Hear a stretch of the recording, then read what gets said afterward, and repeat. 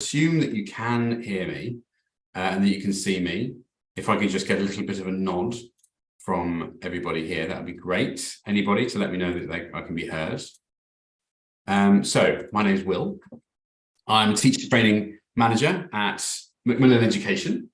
Actually, I'm just going to quickly check to make sure I'm being heard. Most importantly, I think I am being heard. I'm going to keep going.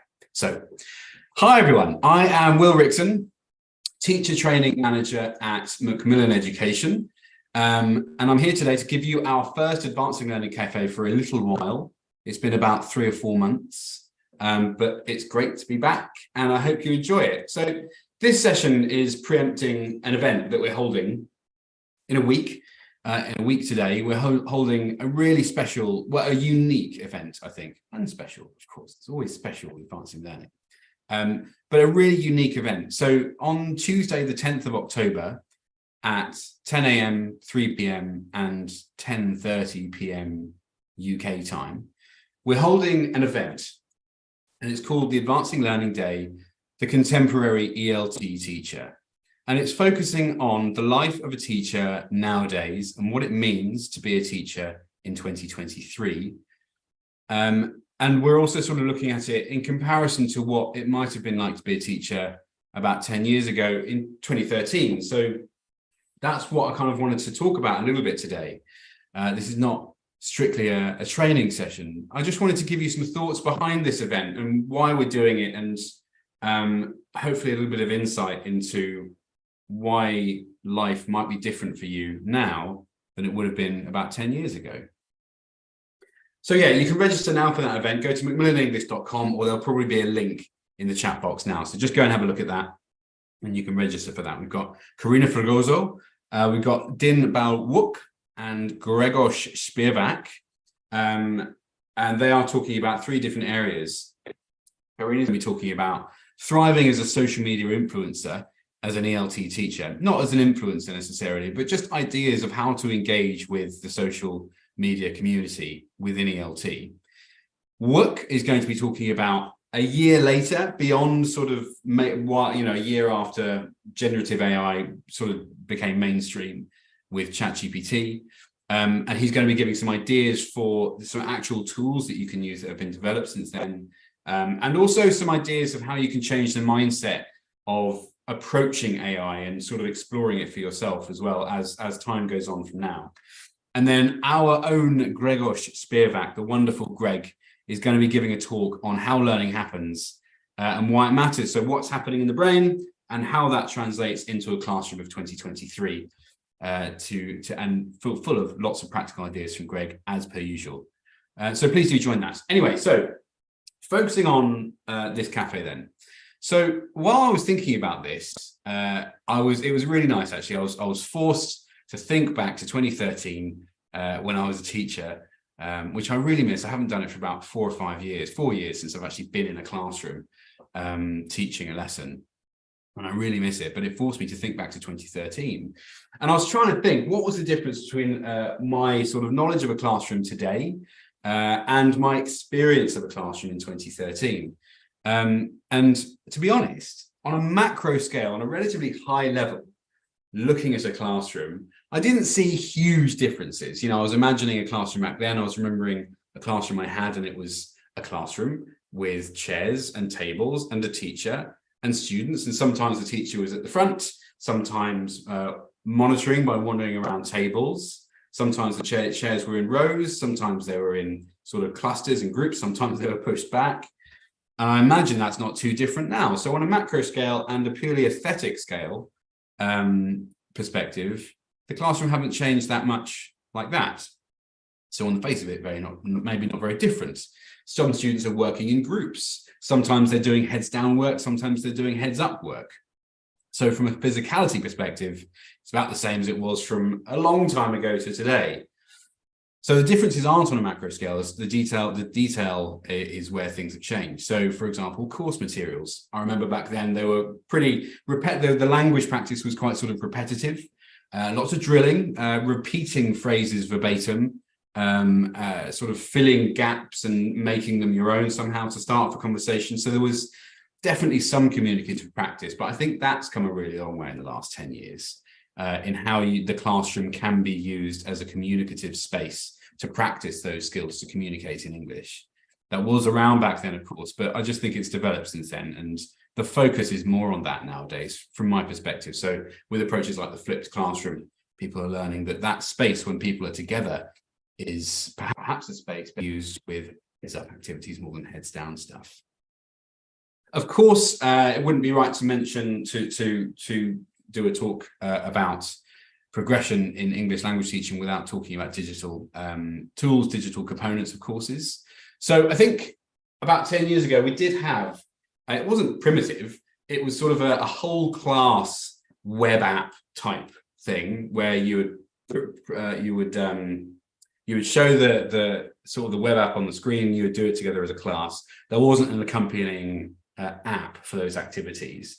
Obviously, since then, that's changed now. So that's become an absolute expectation. So every new course that is developed nowadays is either with digital very much in mind, or it's even digital first and it's developed for digital and then later sort of versioned to have the paper version. Anyway, so there have been some changes in the classroom, of course, as there always will be, but as you'll see by the event next week, it's not just the changes inside the classroom that are important. It's the changes from inside the classroom. And there are two different groups of people who are in a classroom. You've got the students and you've got the teacher. So I want to look at their perspective of life and how it's changed for them in the last 10 years. So there's one main thing for me, for a learner, which has dramatically changed in their lives outside of the classroom in the last 10 years. So about 10 years ago, it was rare for me, in my experience, to have a teenager with a smartphone. They might have done, maybe I'm misremembering, but if they did have a smartphone, it wasn't going to be particularly sophisticated. And certainly there was not the level of social media interaction being had back then as there is now. Nowadays, according to a study, the average age for someone to start using social media is at the age 12 and a half. It's basically when just after they start secondary school, social media becomes a bit of a must-have for students. And with social media comes loads of great stuff, loads of really helpful ways for students to collaborate with each other, to share ideas, to meet new people, to share their opinion on certain subjects in a really mature space, if it is a mature space, to share their own creative ideas and their creative content. Got really good pluses to it. There are negatives, of course. There was an article, lots of articles about pros and cons of social media. So a bit of an overview is things like it distracts from school. It might distract from school. It can disrupt sleep.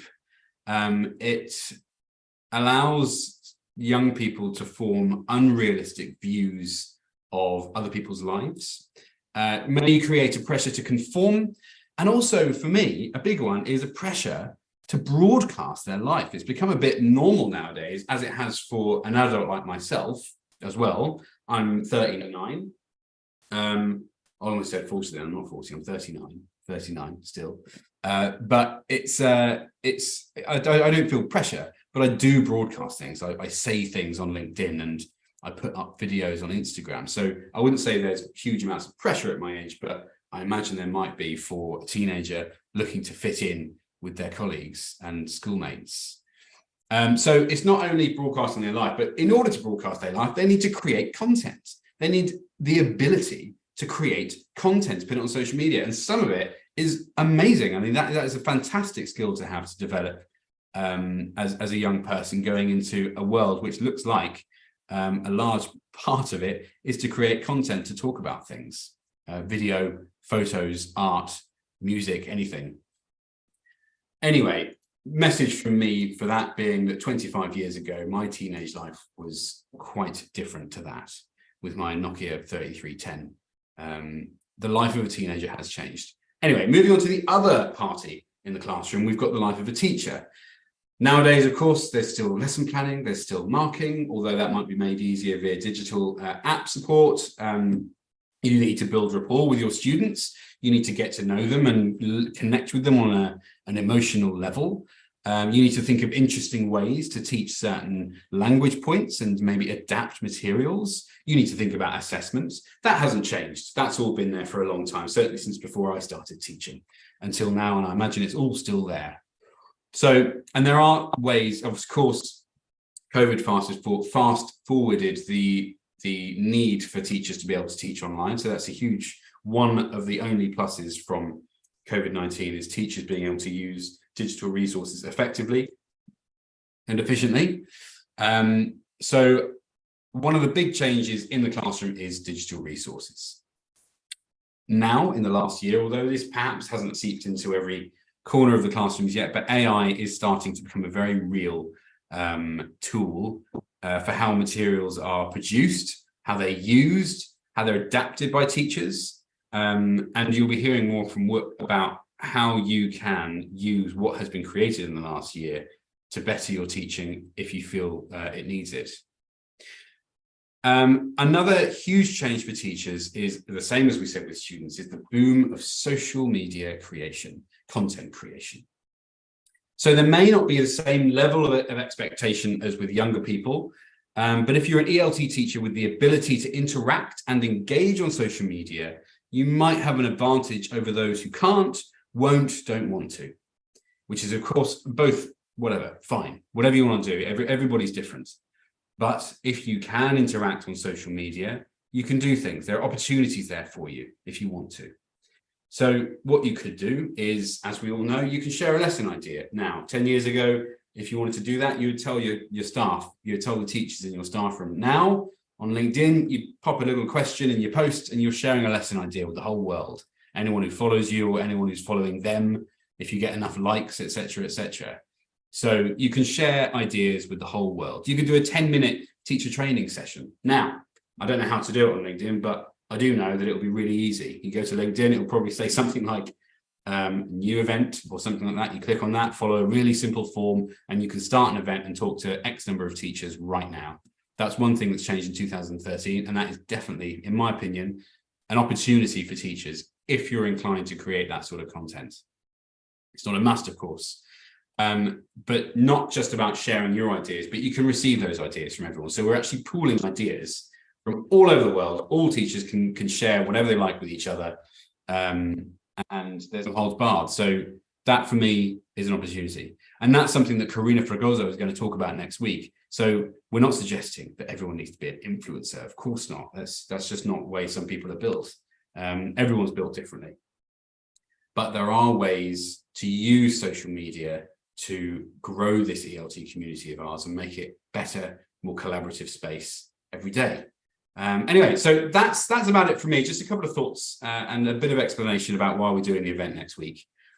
So register now if you're interested. Tuesday, the 10th of October at 10 a.m., 3 p.m. and 10:30 p.m. Go to macmillanenglish.com. It's on the chat box, I imagine, below me or above me somewhere now. And thank you very much. I'll be hosting it and I'll see you next week. Thanks. Bye.